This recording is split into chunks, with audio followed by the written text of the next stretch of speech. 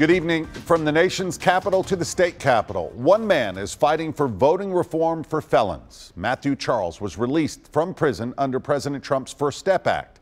News Channel 5's Kelsey Gibbs has a look at the reason he's fighting this battle.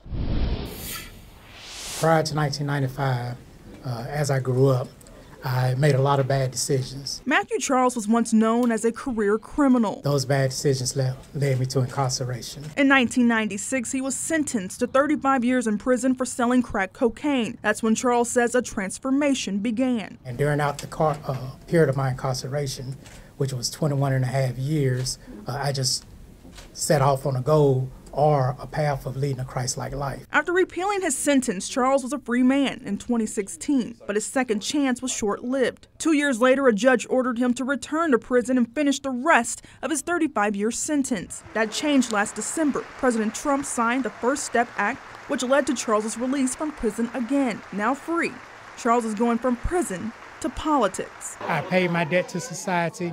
I'm employed, I'm paying taxes, and now I have my full right to vote as well. Charles joined local lawmakers and criminal justice reform advocates to discuss legislation that would restore voting rights for people with felony convictions. Whenever a person is released, they would love to have a second chance, and this allows them to fully have a second chance. The bill would mirror the state's lifetime voting ban for people convicted of certain crimes like murder or rape. Charles says it will put an end to barriers that make it hard for him and others to be allowed a chance to vote again. That is allowing a person that has been incarcerated to have their dignity also restored. Reporting in Nashville, Kelsey Gibbs, News Channel 5.